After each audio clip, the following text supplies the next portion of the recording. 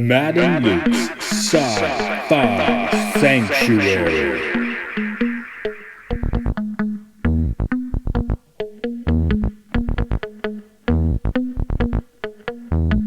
The year is 3013. The galaxy is scintillating in the mellow light.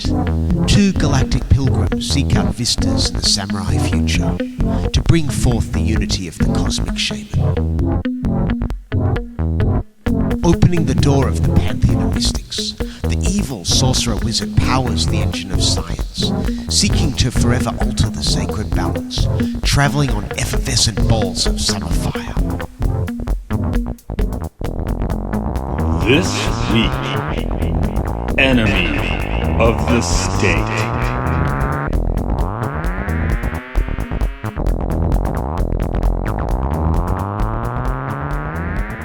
In the year 1998, there wasn't a Patriot Act yet, but they were getting us ready for one. Yeah, this movie really wanted you to get ready for that and show you what it's going to be. So today's film is Enemy of the State. There, I was doing the voice myself there, which it is like a prep job almost, you know? It's not quite a sci-fi, but the ideas are definitely science fiction, looking at all the concepts of surveillance and so forth. Amusingly clunky still in this movie, which is kind of fun. But yeah, I guess they do it more slick now, do they? It's one of those films that was sci-fi when it came out, and it's not sci-fi anymore. Yeah. It's like retro science, right? Like they have better ways to do this now. But so, which makes it weirdly charming. But hi, this is Matt. This is Luke. Welcome to the Sci-Fi Sanctuary. Matt, please cease and desist. Only I can do the voice. Really? I could do the voice at 7 in the morning. I'm about to do the whole podcast in that voice, to be perfectly honest. But we have a returning guest today, the fellow who co-wrote the book National Security Cinema and gets into all sorts of interesting military, industrial cinema connections on his website, Spy Culture. Hello, Tom Secker. Hi there. Thanks for having me back. Yeah, thanks. Last time he gave you one where the I guess the military raid didn't get so deep in it, but this one's knee deep or more. So that's kind of really cool for looking at that sort of thing. It is. For sure. Actually, we only brought you back because I need to confront you because I've actually read your book now. And you made some glaring errors on the topic of Transformers. You gotta be careful with Luke and his Transformers. No, it's fine. One of the lines is like, despite being a worldwide operation, we only ever see American troops. And in my head, I was listing all the times we do actually occasionally see some other troops. But like, I may not have written that line. It's also like my point is incredibly pedantic because it's like in the second and third film there's like 2 or 3 British troops among the Americans, and in the second films there's 2 helicopters full of Jordanians which are immediately shot down. just so they can be rescued by some Americans and supply them with a radio. See, they fixed it now when we looked at Godzilla, where you just don't see the troops at all, so all you need to do is, like, change the dubbing. Oh, the Chinese army's here now. Yeah, because all you see is just some vague airplanes launching rockets in Godzilla, right? They could be whatever country you want them to be. Because, yeah, you were like, oh, didn't the Chinese fund this? It's like, well, yeah, we just changed the dubbing and we're good to go. Or the subtitles or whatever. But with Enemy of the State, I guess this is the second time I watched it. I think I saw it opening night in the theater back in the day and enjoyed it and mostly flushed it in my brain. I mostly mixed this up with Conspiracy Theory, starring our favorite Mel Gibson and Patrick Stewart as a villain, which came out about the same time with a sort of similar-ish storyline. But yeah, this one does have that hard 90s thriller feel, which is kind of fun. I haven't watched one of those for a while, so... I remember this film coming out. Like, I very clearly remember the night this came out. My parents had rented the tape. They were going to watch it. And me being 7 or 8 year old was like, nah, that sounds boring. And I just, played my Game Boy or read my comic books or whatever instead. So I didn't watch it until I watched it last night. Okay, it's not really a 7 or 8-year-old film, I guess. But, unless you're just a real big Will Smith fan. I think I was quite a Will Smith fan, but no, it wasn't my kind of film. But so I have had a bit of a problem though. I watched the film last night. I then immediately went to bed, and I think I've dreamed additional scenes. I have a similar problem because I was watching it last night and I accidentally took a nap and did that. And then I was really confused when I finished the movie proper. So I think the film ends, and we're going to spoil it in a minute anyway, and it's like 20 odd years old. The film ends, the bad guy gets shot up by the mob, right? Mm. There's not then an additional chase where he's hanging from a helicopter and the senator we think is dead emerges from the lake and drags him down. Yeah, you're going to have to deal with our dream visions with this one, I guess. I was about to write my synopsis this morning, including that scene, and then I'm like, wait, no, I don't think that happened in the film. In my version, John Voight's like Jason Voorhees, and they have to shoot him like 30 different times before he stays dead.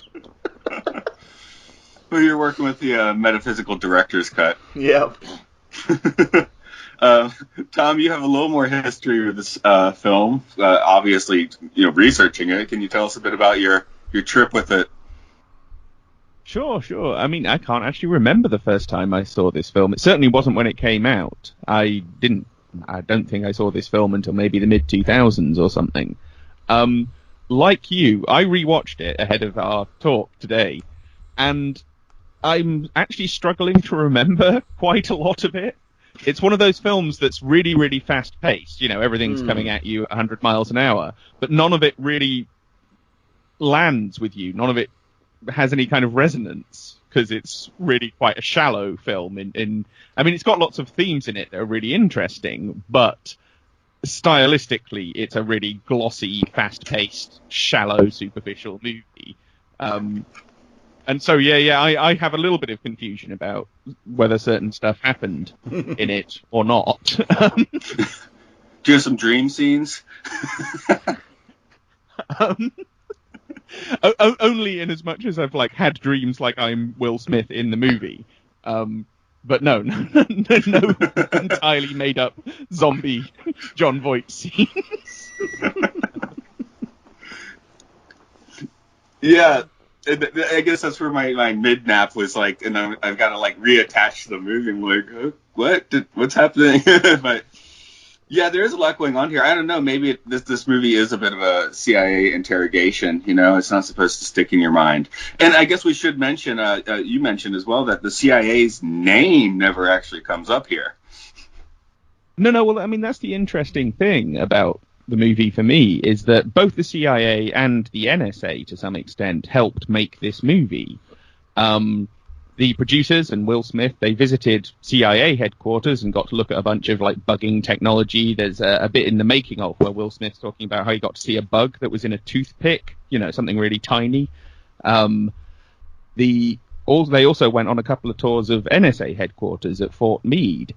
And they did ask if they could film officially at Fort Meade and were turned down, but then they ended up doing it anyway, because if you fly over at a sufficient height, the regulations don't apply and you basically just get away with it. So you do see a shot of Fort Meade, I don't know, 10, 15 minutes into the movie, and that's the real Fort Meade, the NSA headquarters. And yeah, you don't see the CIA anywhere in this film, and yet we see the NSA doing some very CIA things. This whole thing with the Black Ops team, this ludicrously badly trained Black Ops team that kind of just rampage around various cities throughout the course of this movie with no concern for secrecy or any of that. That's more like the sort of thing that the CIA would do. They'd get some ex-special forces guys, ex-military guys, and actually run an operation on the ground. The NSA basically just spy on everything. They don't actually carry out physical black operations of this sort. So it's weird. The film is portraying what's effectively the CIA, but under an NSA cloak.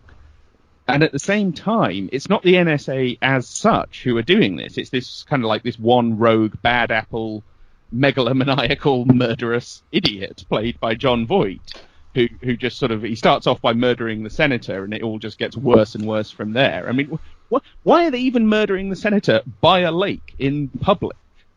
That's just like dumbest assassination ever. Is that what they do in the area? Minority Report? Okay, maybe not ever, but you know what I mean. This is it's supposed to be a sci-fi thriller film, right? It's more like a comedy of errors. Everyone who does anything in this film is, it's as thick as Nicki Minaj. It's a moronic film in a lot of ways, and I think that's one of the reasons why it doesn't stick with you very much, is because none of the people are particularly intelligent, none of their intentions are especially clear, and none of what they do really makes much sense. Except maybe Gene Hackman. Gene Hackman at least has some kind of intelligence, but everyone else in this movie is kind of a dumbo. Well, I had the impression, knowing coming in that we don't actually hear the CIA, I thought the CIA had funded this just to like shit talk the NSA to a certain degree. There is that theory out there. This is something we discussed on. I did a series of podcasts called The CIA in Hollywood, where we looked at a whole bunch of different CIA-supported movies. And that's kind of the conclusion we came to in this, is like, this is the CIA making the NSA look bad. And if you remember, you may not know this, but one of the reasons why the CIA got involved in Hollywood in the first place is because in the 90s, after the Cold War, there was actually a push to abolish the CIA. There were even senators introducing bills and, draft legislation to do this. And so one of the reasons why they got into the movie game was to kind of relaunch their reputation. So they're saying, it's not the CIA that are bad guys or that we might need to get rid of. Oh, no, it's the NSA. That's kind of the takeaway from this film. And the NSA hated it. When General Michael Hayden took over at the NSA a couple of years after this film came out, maybe not actually that long, when he saw the movie, he detested it and went on this whole PR offensive and invited CNN news crews in to film the NSA headquarters for the first time and tried to sort of counter the public impression that was caused by this movie. If that's what the CIA were trying to do, it certainly worked. It's been a while since I've seen the one I'm about to mention, but is it the NSA also in True Lies? Possibly. Anyone remember that? Yeah. I feel like that's the first time I heard the name, but I could be wrong on that. It's been a while. I thought the True Lies was just some made-up IMF kind of thing, but I could be wrong. That could be it as well. As I said, it's been a while, so I'm just thinking that's where I first heard NSA. But yeah, watching this film, even though they keep saying NSA, I remember when I saw it when it came out, and even now, it's just CIA that keeps going through my mind. So. Well, actually, just since you brought it up, the first time the NSA were ever mentioned in popular culture, to my knowledge, was in a 1960s episode of Star Trek. Huh. Oh, will they go back in time, is it? I can't actually remember exactly what the plot is, but there is a character in it who says he's in the NSA and flashes an NSA badge, totally fake one, on screen. And that was actually before most people even knew that the NSA existed. So it's kind of curious that the producers of Star Trek would do that. Rather than have him be FBI or CIA or someone else that, was already public knowledge. So, yeah. Yeah, I actually didn't know that they went back that far. The CIA's first film reference, I guess North by Northwest is, I guess, the one that sticks out, but... That's the first time they were mentioned, and that's partly because the CIA spent over a decade actually removing references to them from Hollywood movies, because they didn't want the public to, talk about them or even really know what the hell they were up to. Matt, unfortunately, in True Lies, he works for Omega Sector. Well, that sounds like more fun anyway. Yeah. It's been a long time since I've seen. It's a fun one, but it's been a while, right? So. Yeah, same. So Luke, why don't you go ahead and do that little plot synopsis, and we'll tell you how many of it comes from your dreams. I think I've just got the stuff that actually happens in the film in my plot synopsis. Don't worry. Okay. Now I'm just curious. Tom says, it's my synopsis has got the beginning, the end, and in the middle it's just and then there's a chase. That's fair enough. But what and then the building blows up. Yeah. Yesterday we did Transformers 2, and I think my ending was just the goodies win, rather than trying to explain the climax. So, do what you need, man.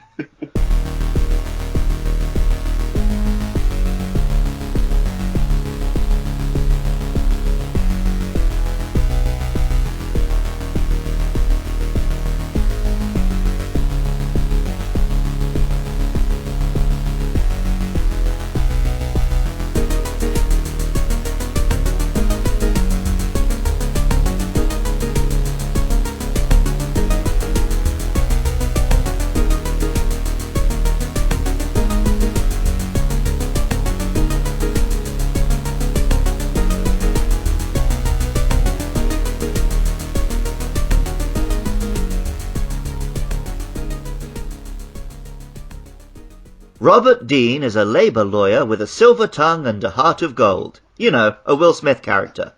Meanwhile, Tom Reynolds is a piece of shit NSA guy with a lot of blood on his hands from attempts to push a surveillance bill through Congress.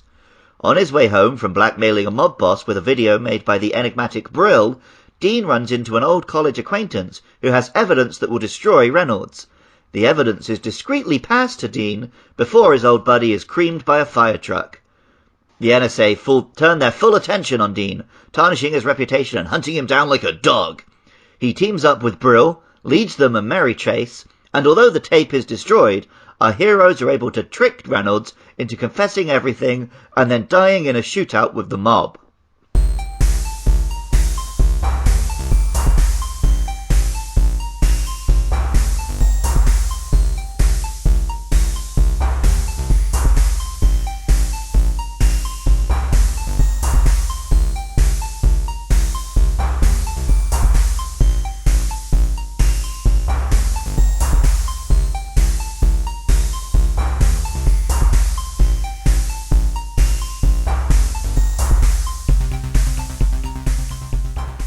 And then coming back as a zombie on a helicopter. Yep. He wasn't a zombie, he just wasn't quite dead yet. Okay. Was that the line? I'm not quite dead yet. That'd be a good John Voight line. No, but I was prepared to say in the podcast it was a bit unrealistic how much it took to kill this 60-year-old man.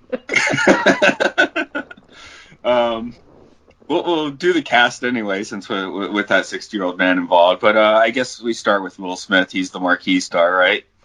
I guess he's coasting on likability in this one.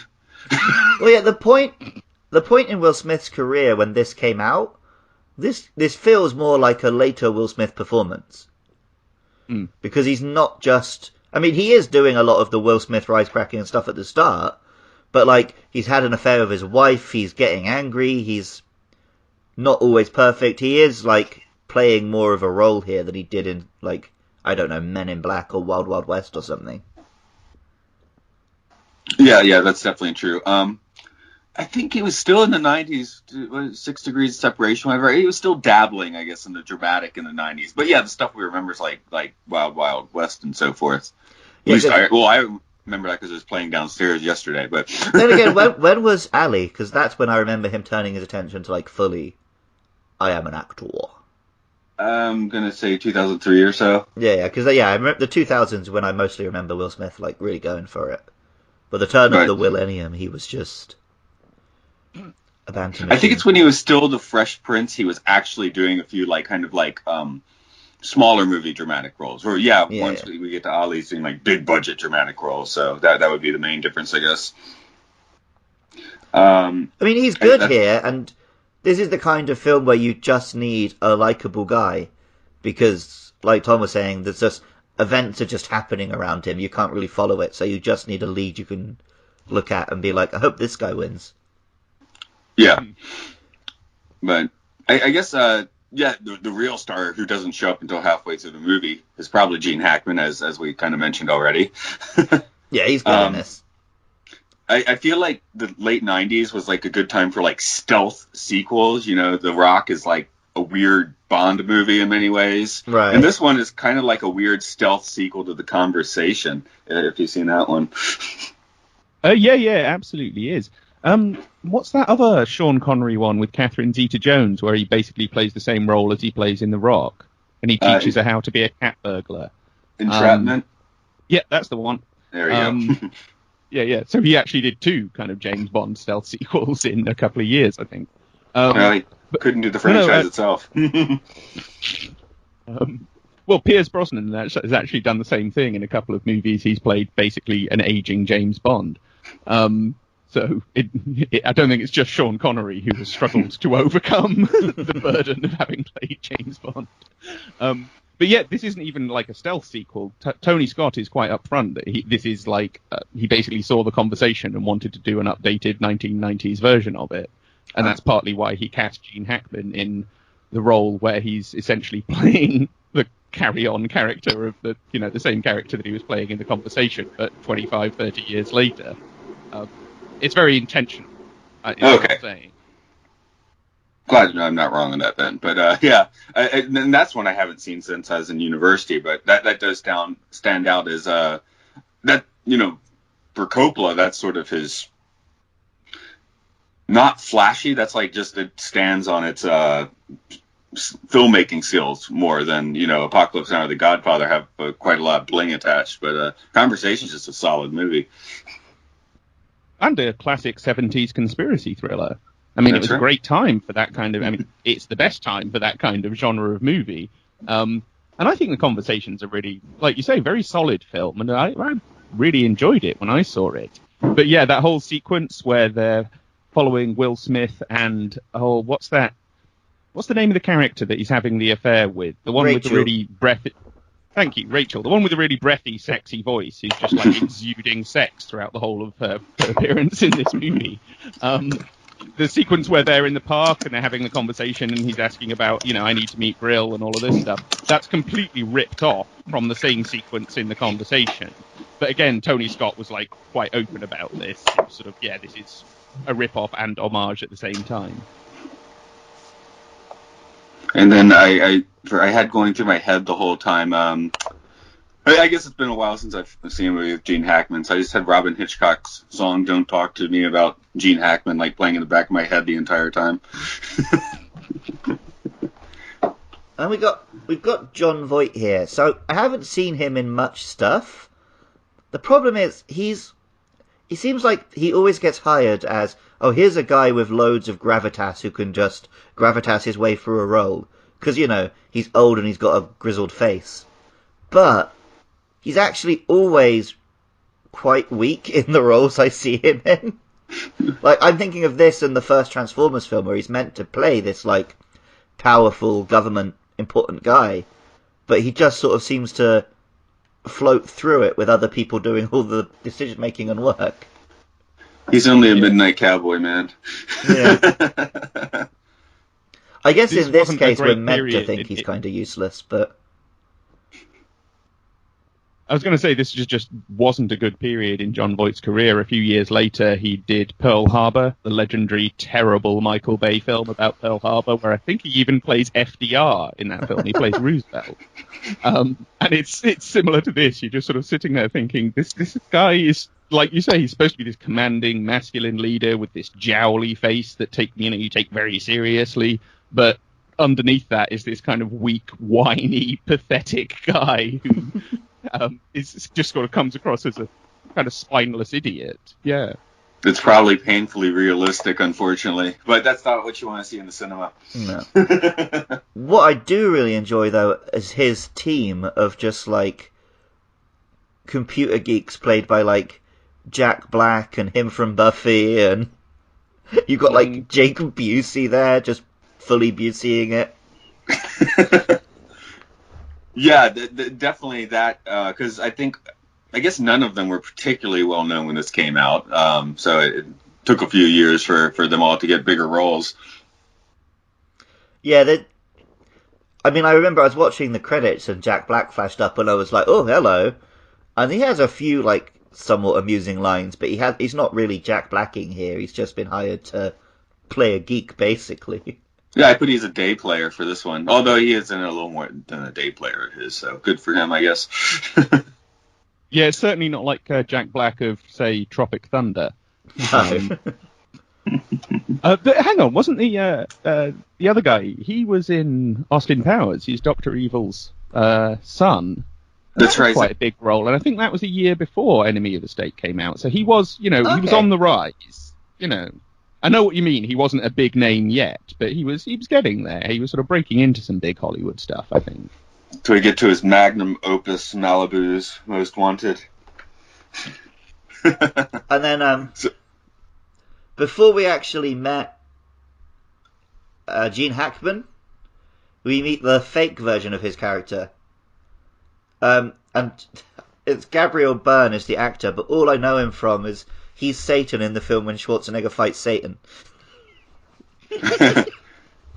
That's End of Days, is it? Yeah, I always get End of Days and The Sixth Day mixed up. It's just a different day, man. Yeah, I only know him from The Usual Suspects. I don't think I've actually seen him in any other movie apart from this one. There you this go. would have been right after The Usual Suspects as well. So, yeah, you think he'd be on screen a few more minutes. But, hey, maybe, it's kind of one of those release date things. Well, also, it might have just been the twist is that you're meant to think, oh, it's that guy. I guess he's the one who plays. And then a bit later you realise, oh, no, he was just a plant. And then we get a bit of Jason Lee as well. I guess the thing with this movie is, like, all of the bit parts are, like, way too recognizable. Yeah. Which, it's not really the movie's thought. It's, that I guess a lot of them were more successful later. But Yeah, I don't necessarily know if they were that recognizable when it came out. yeah, this is when Jack Black was still doing, like, Jesus Christ Superstar parodies on Mr. Show, so... I guess what they were going for was basically a bunch of recognizable faces that would get a young audience in, because you have like the Will Smith for the slightly older teenagers and maybe people in their 20s, and you've got John Voight, who's supposedly a serious lead, Gene Hackman, obviously very big name. So they just sort of packed the rest of the cast with anyone they could get from like, let's get the MTV audience in. Let's just pick a kind of random cross section of people who have been on popular TV shows, and hope that will somehow get, like, 13-year-olds to come watch this otherwise. I mean, how on earth are you actually going to market a film like this to teenagers? Because it's not like most teens are out there going, yeah, I want to watch a high-tech conspiracy thriller about the government spying on me. Well, certainly not at that time. Maybe now, but things have changed. They got me in, but that's kind of cheating, because I'd go and see, like, a new release every Friday night at that time, so... Well, it got my parents to rent the tape. I can say that much. There we go. Let's see what I have. The lady that Will Smith was cheating with, Lisa Bonet. I'm like, well, I guess if he's going to cheat, there's a choice. Yep. Because she was on, oh God, what was she? A Different World was she in? Yeah.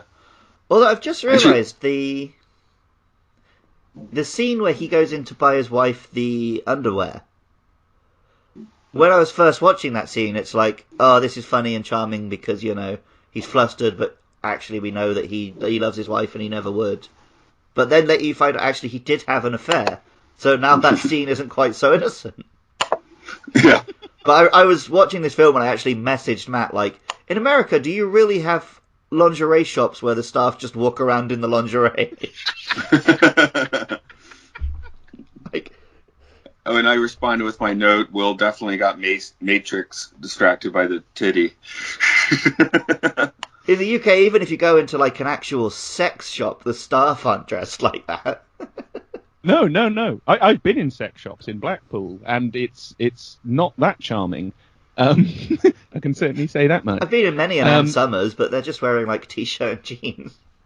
Yeah, it says Ann Summers on the t-shirt. That's basically how you know. Yeah. And this wasn't a particularly like high-end boutique kind of. It was in a kind of block strip mall. Stroll kind in of off the high street. Yeah. Yeah. No, that was all very odd. I've got no idea if there are any. I mean, there must be some lingerie shops that do that, but I hope they're paying the staff a lot of money. Because that's fairly degrading. I think it's fair to say. What was this film's rating? Good question. I'm going to say PG-13 without having I don't checked. think it was, because Will Smith drops a lot of F-bombs. Oh, yeah, that's a good point. And then, Jason Lee does end up, like, quite mutilated. I just started the educational film podcast. I'm like, man, that's Signal 30 gore after he gets hit by a bus. Oh, yeah, that reminds me. Yesterday when we were talking about Transformers 2, something I forgot to bring up, I think that's the film that snuck the first F-bomb into a PG-13, and now you're allowed one. Oh, is it? Because Okay. they do it subtly in Transformers 2. It's like when Sam's just been killed, and there's sort of like that weird sound effect going on because everyone's freaking out. And she's like, fucking do something! But then after that, you're allowed to just quite clearly say fuck during a PG-13. And I'm sitting here checking a rating. Although, yeah, okay, Yeah, it's an American R. Right, okay. Because I feel like it's like a lot of action movies in the 80s used to do. It's like, well, we've got the R rating, so we might as well throw some tits in. Because I would have turned 17 in 96, and at that point, you just quit caring what the rating is, yeah. Yep.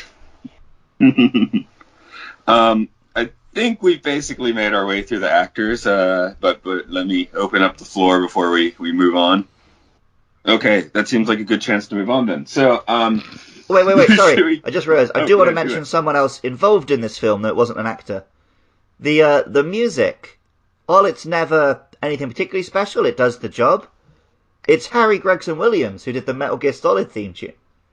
That's up your alley, but that's cool. Yeah. Well, I was waiting for it to do like a really great tune, but it never really did. But it did the sort of bum bum bum bum bum stuff when they're chasing very well. I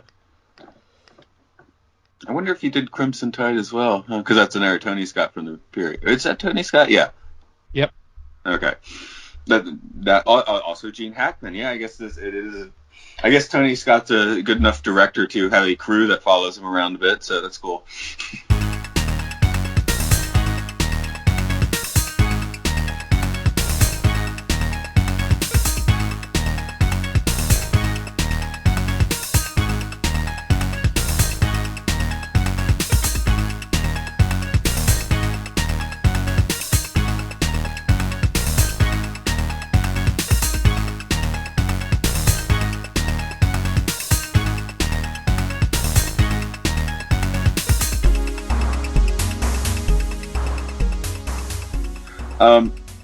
We usually talk about, sort of design and things, but I guess we are going to make this one just to literally quote your website, The Time to talk about spy culture, as that's what this film is pretty well about. Like I said at the beginning, the tech, I guess looking from the 2021 frame of view, the tech is like surprisingly clunky, which makes it weirdly charming in this movie. Oh, for sure. I mean, that's one of the strange things about watching it now, is that when this film came out, it had this great big effect on people. People had no idea that this was kind of technologically possible. And one of the reasons for that is that this sort of surveillance tech had been kind of systematically removed from quite a lot of pop culture over the years, especially by the FBI. The FBI do not like, even now, don't like films portraying them tapping people's phones or, using hacking into CCTV or whatever. I don't think people realize just how spied on they were even at that point. So from their perspective at that moment in time, this was all a shock. But we're looking at this now thinking this actually seems rather backward and almost quaint. One of the big problems is, of course, the evolution of flat screen monitors, because those old monitors took up a hell of a lot of room. And on a film set, they're kind of eyesores, you know what I mean? Because now everyone just has massive bloody LED screens on the wall, so they just use those. But that was something that particularly stood out for me, is that they're using, fairly low-res, gigantic, great big monitors. We're never going back to those, hopefully. From where I'm sitting, I can see 9 different screens. 10 if you count the little one on my microwave. Sure, why not? Oh, no, okay. And then there's the little one for my intercom as well, 11.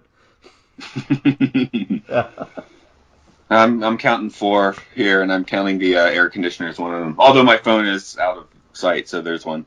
It's like sort of like, I guess Eagle Eye was the 10 years later sort of updated this sort of thing. And what would be the most recent sort of big surveillance film? Well, the problem is they make them now where the guys doing the surveillance are the good guys. Yeah, obviously the Dark Knight tried to make a moral quandary out of it, so.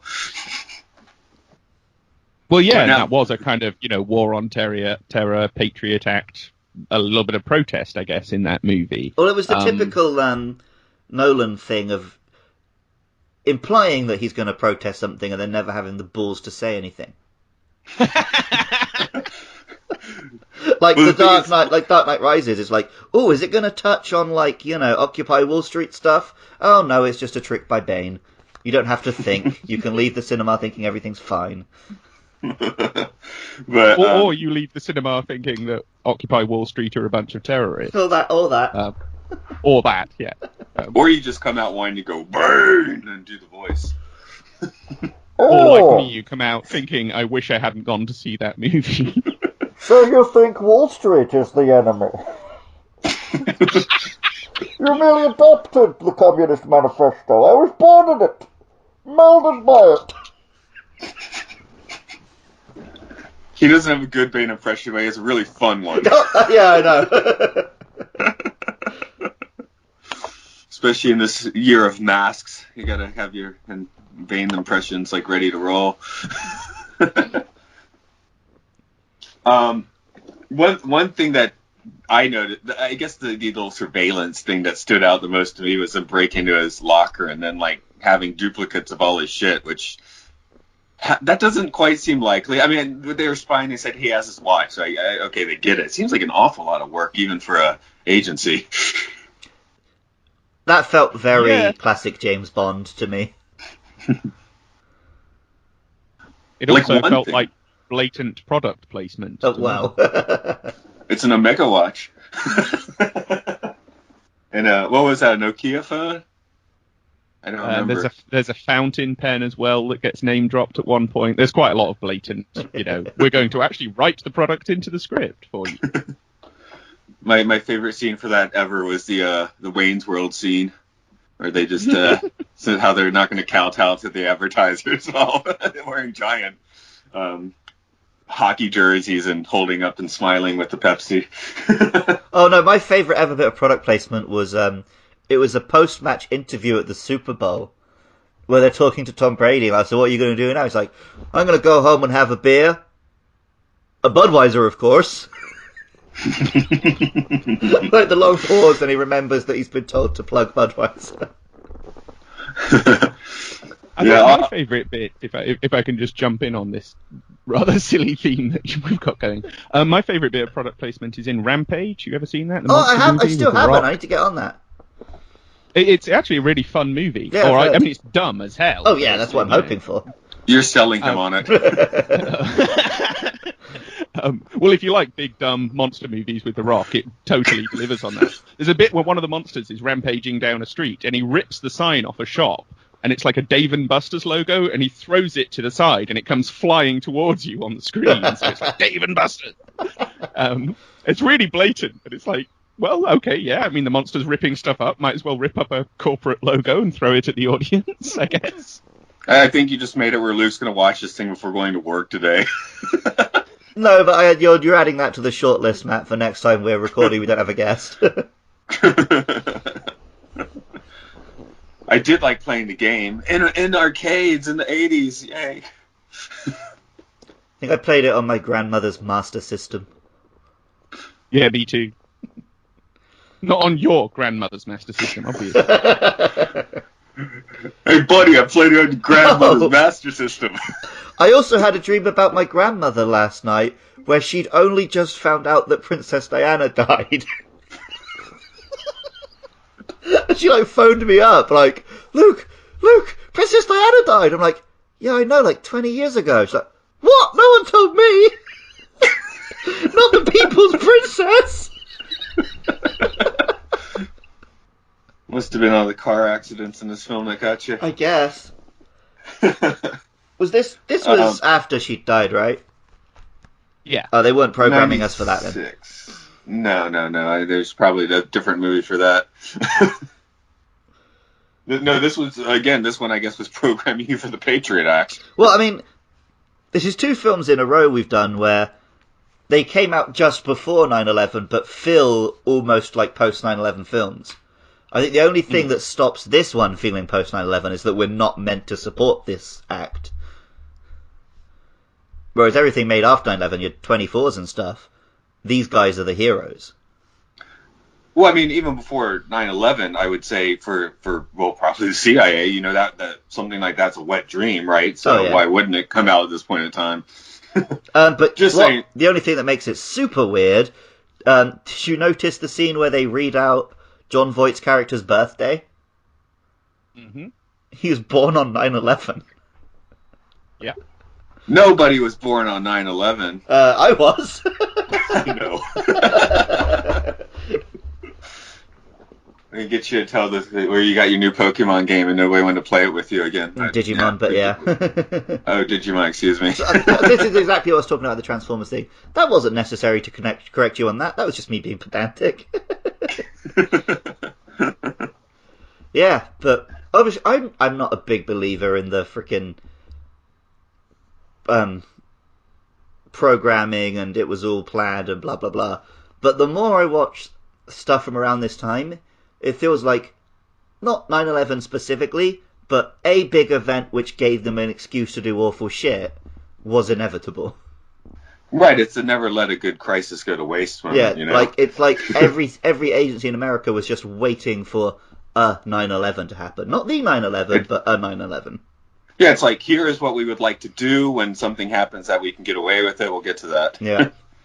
And if that hadn't happened, it would have been a smaller terrorist incident. That would have been the one they latched onto instead. Well, or not necessarily a terrorist incident. It could be, industrial sabotage on a big scale. It could have been, they would have settled for a comet at that point in time. Oh, true. Anything that allowed them to do what they wanted to do. But yeah, there's loads of 90s movies that have that feel to them, either explicitly in their themes, like in this one, or just more generally, like you could say Independence Day is kind of a 9/11 movie in a lot of ways.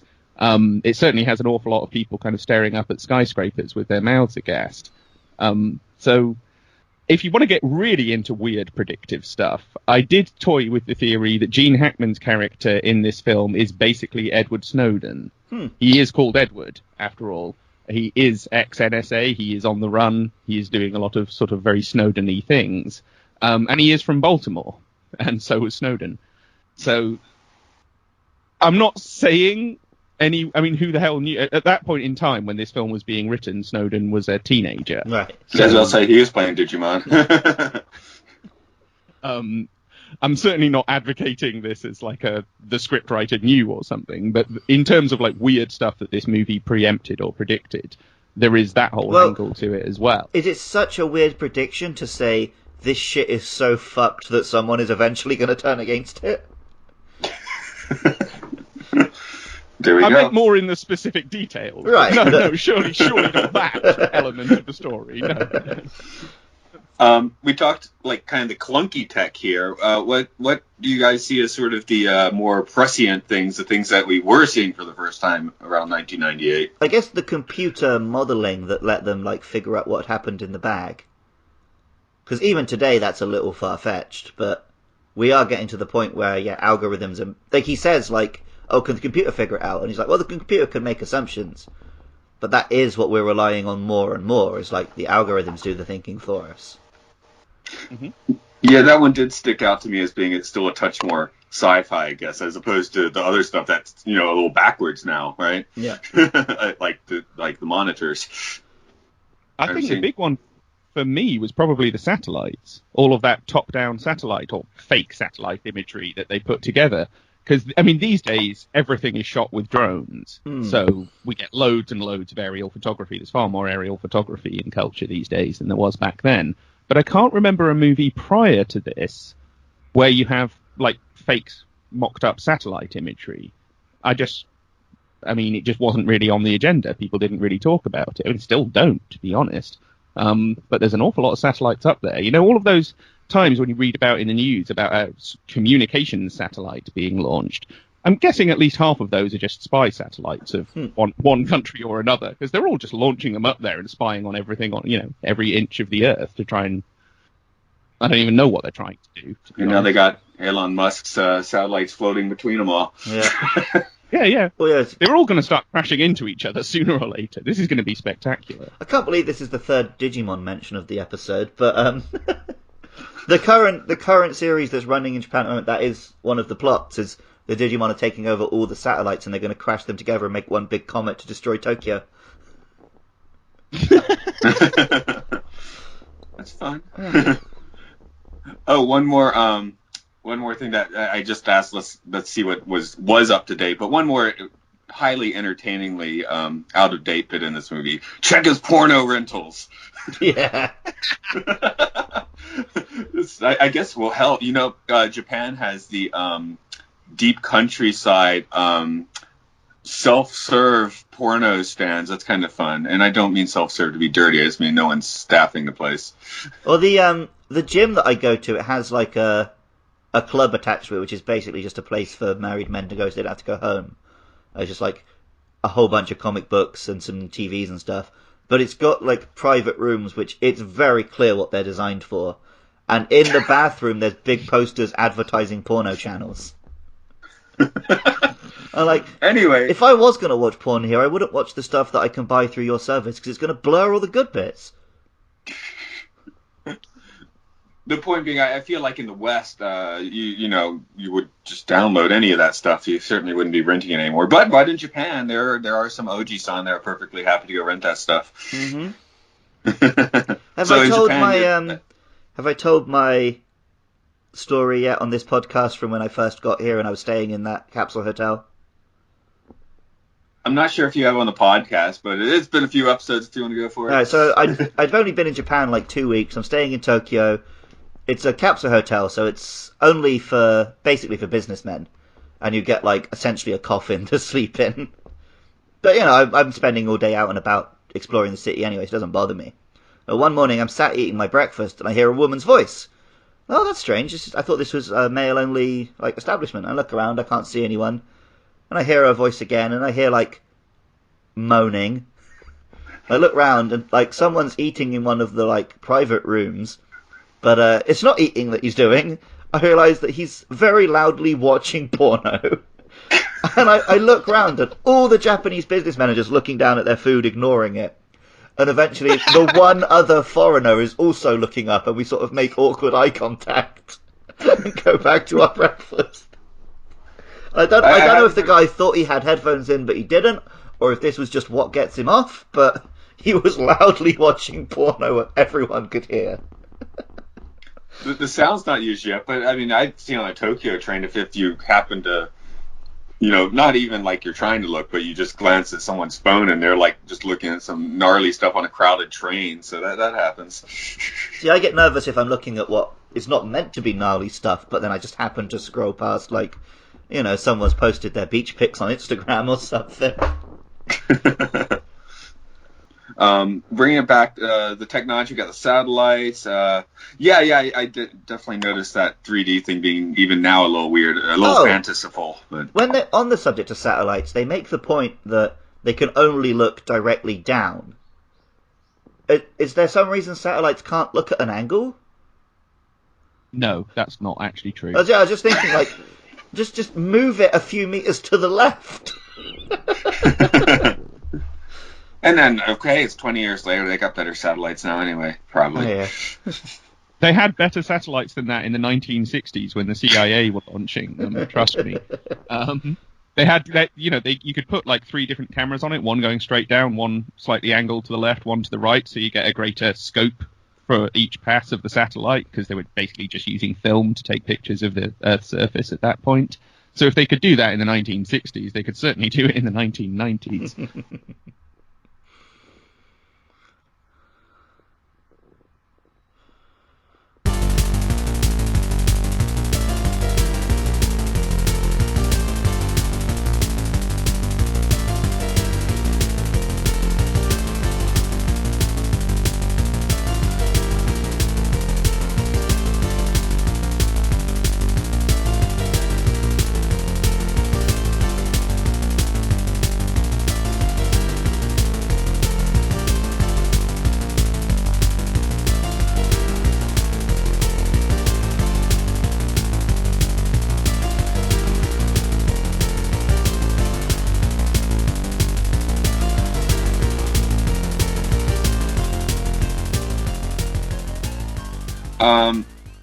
I don't know. I guess we should talk a little bit about like what this film means today, because it was the cutting edge techno thriller when it came out, and yeah, I guess that was most of its that was most of what it had in the fuel tank. Well, yeah, that and helicopters. There's a lot of, don't know why, but they use a lot of helicopters in this movie, and for some reason they don't make any noise before they appear on screen. No one has a clue that they're coming. They're all the T-Rex from Jurassic Park. There we go. Yeah, we were recording yesterday outside, and we could definitely hear the helicopters coming through. Dr. Heli is the one that we have around here to get people that decided to go up a mountain in the middle of winter and it didn't work out. What I noticed, the whole film, Will Smith's not really doing anything illegal. Like, he's just running away. Until he just randomly decides he's going to shoot at this helicopter with his shotgun. Ineffectively just fire a blast at the helicopter. Okay, there's something that does kind of tie in with today. I felt like he was watching his social crediting score go down really fast. Oh, yeah. And this is definitely one of the first times I think we saw that sort of thing happen in a movie. Because technologically, you could probably run off, in the 80s, you could probably still get off the grid without too much trouble. But by this time, it's becoming a little trickier. So, he gets stopped at every corner with his credit card. None of his IDs would work anymore, that sort of thing. That's why you just keep all your cash in your mattress. Right. Yeah, it's... No, I know. The whole arc of Will Smith in this movie is supposed to be the standard neophyte who is drawn into this secret world that he doesn't understand, and by the end of it, he's changed as a person because of it. But instead, his kind of descent into becoming a badass when he's hanging around with Gene Hackman is sold really poorly. It's never convincing at all that Will Smith has gone from this, like you say, he's sort of very good-hearted, or at least apparently so at the start of the movie. He never really loses that. And at the end of the movie, he's basically back where he started. He's the same person. This whole traumatic incident hasn't affected him at all, really. He's fine. Yeah, I never got the impression that he was meant to be becoming a badass. He just happened to use one of his classic tricks to get out of it in the end, because he took him back to the mob where the FBI were watching. But I did like, at the start of the film, he was basically pro this bill that was going to give them all these surveillance rights. And his wife's telling him how awful it is, but he's just like, yeah, well, the terrorists, though. And, in this film, he gets convinced it's a bad idea, but ultimately the American public were pretty much of that opinion, I think.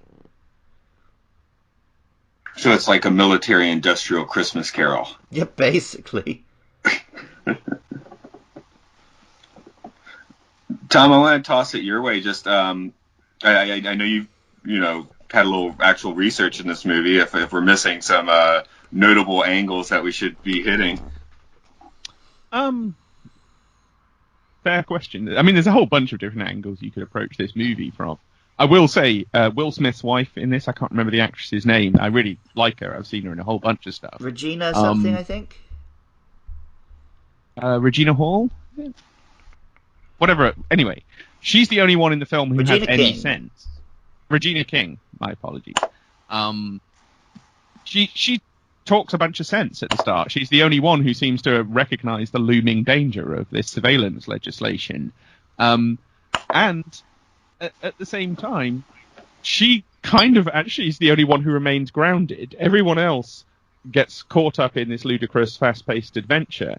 And Gene Hackman and Will Smith spend most of the third act of the movie actually using the very technology and techniques that they are apparently opposed to. Mm. So, as an advert for the surveillance state, for the whole kind of post-Patriot Act world, it's really effective, because our heroes end up doing this, and it's all cool. And then right at the end, you've got Will Smith sat on his sofa, and Gene Hackman is somehow spying on him from an island in Barbados, or wherever the hell it is that he's run off to, and Will Smith treats this like a funny joke. Oh, it's hilarious that he somehow snuck a camera into my living room to spy on me and my family. So, in as much as this film contains a few relatively token lines in opposition to this sort of a world, it is ultimately a promotion for it in a fairly unambiguous way. And again, I'm not sure if that's what Tony Scott actually set out to do, because like I say, he thought this was going to be like an updated 70s style conspiracy thriller. But those films all make you come away feeling extremely uneasy about the security state. Whereas this film, it's like, actually, no, this is where all the excitement comes from. In this action-packed thriller, if it wasn't for the NSA, nothing had happened in this film. Well, I also noticed... It'd be boring. At the end of the film, there's a line which I was definitely added to the script by someone, where they're saying, like, oh, Senator, does this mean that the bill is not going to happen? He's like, well, in this form it's not going to happen, but the question is still on the table. Like, please don't leave the cinema thinking that we don't need this surveillance. Well, and then they trot out the cliche. I think it's Larry King trots out the cliche about, it's where do we draw the line? The question isn't, do we need this sort of a world? Right. It's where do we draw the line? And it's sort of, well, that's a fairly lame debate. It's just an arbitrary line in the sand that we can forever argue over, rather than actually tackling the real question here, which is, do we need all this shit? Well, and that's exactly how basically everything on the right wing works. It's like, we just have to keep pushing the Overton window a little bit further, so that the other side is saying, no, but you can do that, but you can't go this far. And then 10 years later, they've gone that far, but they're saying, well, of course that's fine, but you can't go this far. I guess similar Couldn't question. agree more. I guess the similar question these days, because, well, they got the surveillance in, so now it's like, so how are we going to institute digital currency for everyone? So I don't think I want that. I like having money in my pocket, in my mattress, as you said. Well, and I like being able to pay for things without it ending up on a database somewhere. Yep. Exactly. But I do feel like we're getting that question. Sorry, making a crunkling noise, but that's the question that we sort of have on the table these days. It's like, no, I don't want that. But, if you look at the media or whatever, it's always like, how are we going to institute it? We're safe for a while yet, Matt, because there's still plenty of places that don't even accept card here in Japan. So, well, Japan's a different creature, of course. But even 15 years ago, last time I lived in America, it's like you never carry cash on you. So, well, and with all this COVID stuff, there's a lot of places that aren't even accepting cash right now, I've found. Yeah. Japan's not one of those places. Rightly or wrongly, I'm just observing that, if anything, we're just moving further and further in that direction, faster and faster. And there's that story last year, like, oh, we're running out of coins or something. What? 20 years from now, we're going to look back at all these things that have changed, and we're going to say, oh, well, that's what... They were just waiting for some kind of pandemic or whatever the next tragedy was to introduce these changes. The same way 9/11 was just their excuse to introduce all the changes they wanted to introduce then. Well, yeah, because so many of the things going through now, they're not even particularly health related, It's just like, oh, now's the time. Yeah. Well, I mean, they do have a bunch of stuff just sat on the shelf waiting for any opportunity that comes along. Of course they whether do. It be a real thing like an actual viral pandemic or something invented or at least, semi-invented. And yeah, that's the problem with the whole security state apparatus in particular, but government in general, to be honest, is that they've got a whole bunch of stuff they're trying to implement and find an excuse and a moment to implement. And we as a public aren't really ready to resist that because we think this is all happening organically, or at least it appears at the time when you're living through it that, oh, this might actually be a justifiable reaction and so on. Whereas it's not like they plan all of this out years in advance. It's just opportunistic. Oh, let's try and implement this and see how well it goes down, see if we can get away with it. And sometimes they do, sometimes they don't. But without a resistance, some kind of more widespread protest and resistance movement against these kinds of things, it will be a steady encroachment. And I don't know, I can't really think of anything else that's going to stop that. I'm not even sure if that would stop it. That might delay it. They're probably just going to keep... Yeah, exactly. I think at this point our best bet is to try and delay it and throw as many spanners in the works as possible. Yeah, I guess that's where this sort of film is notable. I mean, is it predictive programming? No, of course not. They got all the clunky stuff, and it's not really how it went down, but it is sort of just massaging the public mindset to be ready for this sort of thing.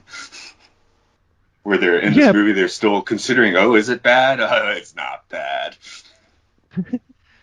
I'm not sure if that's what Tony Scott and the screenwriter actually had in mind. That was the film they ended up making for various reasons. But like with Top Gun, Tony Scott said years later he was actually felt quite sad looking back at Top Gun and saying, oh, he encouraged all these people to join the military by making this movie, and the movie is nothing like the experience they would actually have. And I do wonder if he felt the same about Enemy of the State years later, because him and Ridley Scott did co-produce the movie The East. I don't know if you've seen that one. And that's all about a private surveillance company who is infiltrating this kind of anti-capitalist, eco-anarchist group of fairly serious protesters who are carrying out these really quite imaginative sabotage operations against giant, like Big Pharma and what have you. And that film is like totally on the side of the radicals. It's incredibly sympathetic towards some pretty, far left people. And I do wonder whether both Ridley Scott and Tony Scott felt a bit guilty about having spent so many years kind of shilling for the military-industrial Hollywood relationship and wanted to at least make one film that showed sympathy for people who were very much coming from a different angle. Despite having two great directors, I've never heard of that film, so that shows you know... They produced, not directed right, it. But I mean, it makes sense, right? Like, that one didn't get the push that the ones that do support the military get. Oh yeah, that movie was made for like $5 million by Fox Searchlight and got a terrible distribution deal. But critically, it did very well. And actually, when you look at the numbers, it was only in a tiny number of theatres, but did quite well in those theatres. So I can recommend it. I really like The East. I think it's a great movie. Sorry, I haven't been speaking to many Brits recently. Is it The East or The Yeast? That's not a joke, I'm not sure. No, I know it's not a joke, it's just funny. The East, as in the opposite of the West. Okay. Yeah. I was thinking, like, is it some sort of, like, bread metaphor? Is Marmite involved? No, I do tend to hang on to my E sounds, so The Yeast. Okay. Yeah, okay. Yeah. You're going to watch and make your breakfast. Surveillance of your breakfast. Well, Matt, your maker is spying on you. The QAnon people are always talking about baking, so maybe it's where it came from. See, Q just drops crumbs. You've got to bake it into the actual conspiracy theories. That's how it works. You're not just joking? That's a thing? Yeah, that's the thing. Basically, it's because often he ends up talking shit. But that's how they say, well, no, Q wasn't talking shit. We just baked it incorrectly. Maybe they needed yeast to poof out Donald Trump's hair? I don't know. Has anyone conclusively proven that QAnon isn't a parrot in Ohio using, like, a voice-to-text app? No. That sounds about right. Like an actual parrot, right? Yeah, how would we know the difference? The parrot would probably make more sense. Oh no! Also, sometimes the Q drop is literally just a link to a GIF of an American flag.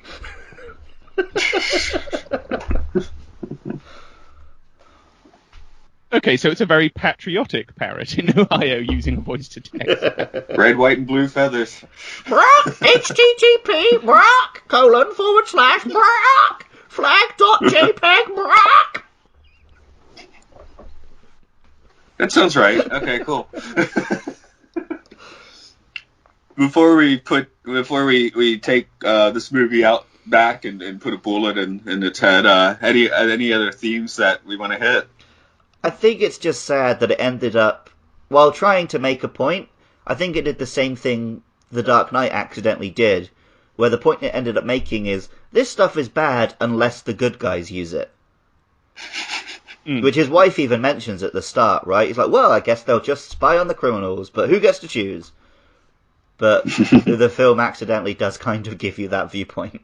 Yeah, that's where you... According to Jerry Bruckheimer, this was actually partly as a result of their cooperation with the NSA on the film. That in the original script, and I actually went back and found a 1996 draft script of this movie, and checked this out. Bruckheimer said it was like the NSA as a whole that was sanctioning these operations. Right, I wondered that, actually, instead of just being a rogue agent. Yeah, and that as part of, their discussions when they went and visited Fort Meade, they ended up rewriting that to make it the John Voight rogue bad apple character, which is a classic, intelligence movie ploy. Oh no, we're not condemning the whole agency, it's just that there's a few bad people in there. Same with, like, police movies and stuff. Yeah. The bad guys are always the exception rather than the norm. And Bruckheimer said this in an interview. The NSA's emails on the film do discuss this article, and they don't dispute that point, that the script was rewritten. They do dispute a couple of other things in that article, but not that. And like I say, when I looked at that 96 script, he's right. As this was originally written, it was like the agency as a whole. So that's certainly something for people to ponder on, is how a little but quite fundamental shift in the plot and in the characterization of a movie can really change the messaging of it. Because Tony Scott presumably went out, with the idea of, I'm going to make almost an anti-NSA, anti-surveillance movie. and it ends up being a relatively pro-surveillance movie. Like you say, the messaging got all mixed up somewhere in the middle of there while all the buildings were exploding and the cars were flipping over for no apparent reason. And by the end of it, you're coming away almost not caring. I mean, that's another thing that this movie does, is it very much normalized this. The initial reaction of audiences was shock and surprise, but eventually that became the world that we lived in. And I think this movie was a step on that road. That was the first time we mentioned Bruckheimer, I think, on this, and you were like, how'd they get the teens into the movie theater when this came out? That was how. Michael Bay wasn't the name we knew yet. It was like Bruckheimer. So, like, the Rock, Con Air, like, Bruckheimer films going to give you action. And now I just had a remembrance that, you get that lightning credit thing, and okay, this is going to be, in the 90s, that was your action film, right? So this one might have been a little more low-key, obviously, but that would have been the hook, I think, for a lot of Americans at the time, like Bruckheimer equals action. Just to double check, are we still allowed to like Bruckheimer? He hasn't been caught up in anything too weird? I don't think we liked him in the 90s. We just liked his movies. Okay. Oh, no, you like Jerry Bruckheimer? We liked his movies. No, it was the other. It was Bruckheimer. What was the other guy that did coke out of life? He had his partner for The Rock in some of the earlier films, Simpson or something. Yeah, I don't know. Because that was the thing. So it was like, but they were like superstar producers in the 90s, basically, which we, usually it's a director, and Michael Bay is the one you think of now in general, and probably Tony Scott a little bit as well. But they were kind of in America big name producers in the 90s. So okay, I can't actually remember a good Jerry Bruckheimer film. No, we went to them for the action. Yeah, I think that's my problem with them, is that they're very action focused, and I'm just not that interested in watching stuff blow up anymore. Right. I suppose at the time, when I was younger, when this film came out, I was more into that sort of movie. 15-year-old Americans want to watch things blow up, especially in the 90s. Everything's perfect now, right? Nothing bad's ever going to happen again. It's the 90s. Yeah, so we have to go to a bunch of destructive wish fulfillment movies where everything just falls apart for no reason. Yeah, I see where you're coming from. Yeah. Please listen to the Transformers 2 podcast that we recorded yesterday.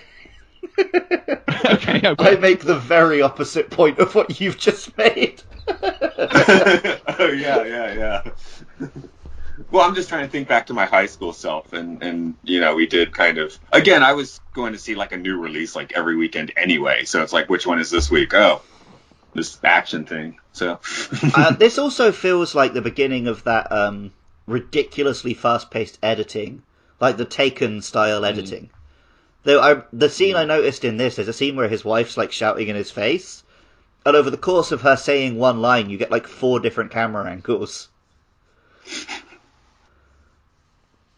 I think in this one that was like a deliberate choice, right? Because they were trying to show how they're looking through all these different cameras, and it's, no matter how fast you go, they've always got you on a camera. I think that might have been a stylistic thing here, but now it's just what every action movie does, rather than let you look at anything. Well, that was another one of these 90s Bruckheimer things did, sort of they really instituted the music video editing into the film. Right. So. Well, and advertising editing. If you think about it, most adverts are chopped very quickly. You get to see, 5 different angles of the car within 10 seconds, or whatever it is that they're showing off to you. And that's something, Michael Bay brought into his style of filmmaking. He grew up in the world of making car adverts. So every time you see a car in a Michael Bay movie, it looks like it does in an advert, because that's how he does things. Although I've heard him say that's why the Transformers effects are so good, according to Michael Bay, is because he's so familiar with filming cars that he understands what looks real and what doesn't. Transformers looks real? I mean, compared to a lot of effects movies, they hold up pretty well. Yes, but lots of effect movies are terrible. Yeah. I mean if a car was going to rip itself apart and stand up as a robot, I think it would look like they do in that. Whether that means real is a matter of debate. Oh, have any of you seen this? This was on the Japanese news, at least a few weeks ago, where they had built a moving life-size Gundam. Yeah, it's meant to be in the Olympics opening ceremony, I think. Oh, really? Okay. I've seen the one at Okay. Odaiba, but all it does is the head transforms a little bit. It doesn't like move. No, this one it was like in its little bay or whatever, and the legs move out and all sort of stuff. I mean, it's still like it's not going to start running around or anything, but No, stepping stones. and then they're talking to the engineers that made it, which were just the geekiest dudes. Oh, of ever. course they were, right? These were guys who used to build Gundam models, and somehow now it's their job to build life-size ones. Right. So anyway, if we do want to see, what a realistic giant robot, there you go.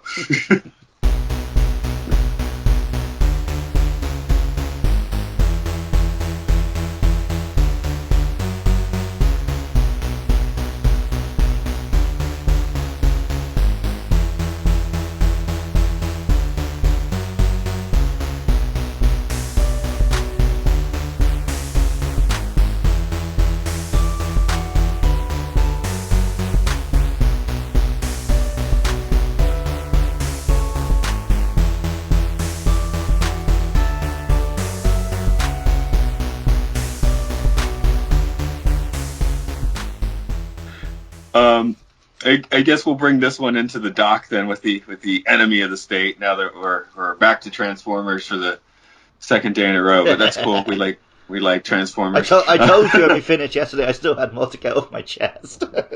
Yes. Tom, can you tell the folks what you're up to? Sure. I mean, I run a regular podcast myself. I write articles for a bunch of different places. You can find most of my work at spyculture.com, so if people want to see what I've been up to, you can go there. I have a documentary coming out sometime later this year, and also a book on essentially the government role in shaping superhero movies and that whole genre, and that's hopefully coming out in the autumn or fall for American listeners. So, yeah, plenty of stuff coming, and check into my site regularly if you want to know what I'm doing. I'm actually really interested to read that one, because I've read your National Security Cinema book, and I am someone who's actually really annoyed with what the government has done to superhero films, turning them from like everyman vigilantes to soldiers.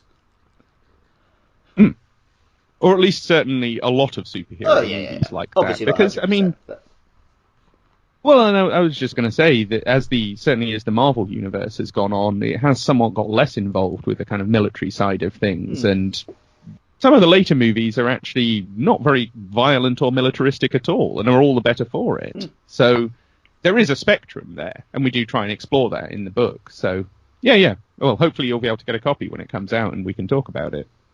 I think Luke's just got a chip on his shoulder that Peter Parker's now a soldier. They literally put chevrons on Spider-Man's costume. That is insulting. Yeah, he's meant to be the like working class superhero, and now he's like Iron Man's billionaire boy toy. Iron Man's dirty little secret. Yeah. That's probably for another day. I'll do the spell for Luke to do his thing. Podcastium. Right. Is that right? Almost. If you've enjoyed this podcast, you can find it on Twitter at MLSFS Pod. You can also find us on Facebook, Apple Podcasts, YouTube, Spotify, wherever you get your podcasts. Find us at Matt and Luke's Sci-Fi Sanctuary. Give us a rating and review. Tell us you're enjoying it. Whatever. We make other podcasts. You can find all of them at patreon.com/podcastius. And if you are enjoying what we put out, then please consider sending us $1 a month, because at the moment we're doing this at a loss. And if we do start getting people supporting us, and it looks like a thing, we might consider doing the Marvel movies as their own series, because that is a lot of work. And if you've enjoyed the music you've heard during this podcast, you can find more of Matt's music at rovingsagemedia.bandcamp.com. And if you want to be a very giving patron, we'll either go. Well, we said we have to go record podcast episodes in Amsterdam. For all the wrong reasons. Yeah. And if you Patreon me a lot of money, and I mean a lot of money, then I will read Ready Player 2. That's a little bit more than where we make our own life-size Gundam, right? Yeah. Yeah, okay. Okay. No one gets out of the sanctuary today, do they? It's 8 a.m. in the morning. I've forgotten to do an outro. That's fine. I don't know what I've been saying for the past hour anyway. It's cool. Okay, I'll outro. You can't get out of the sanctuary today because we're always watching you. Bye.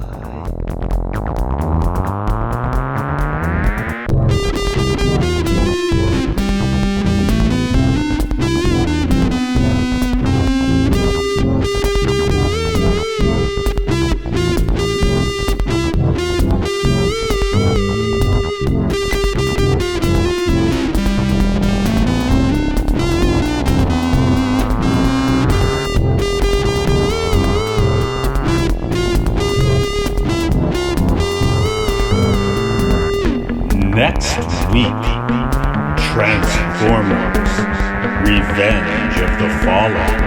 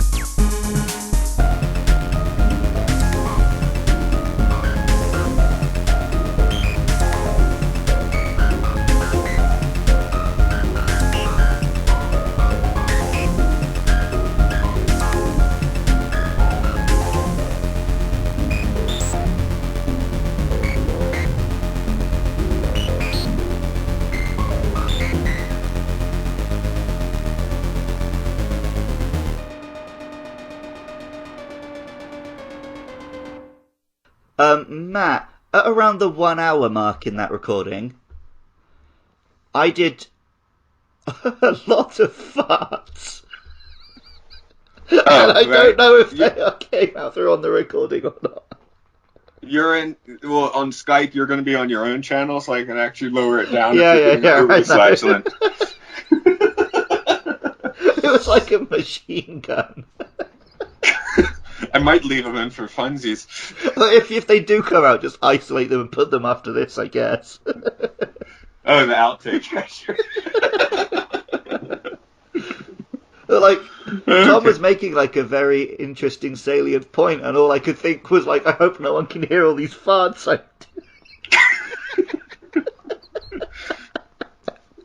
I didn't hear him, but I only have one headphone on, so. Right. I didn't notice, I have to say, so hopefully you could. I was like, Well, you're busy making a good point. I was almost audibly giggling at my own self doing a fart. So if you were ever under the impression that you were talking to an intelligent adult, I'm afraid you were mistaken.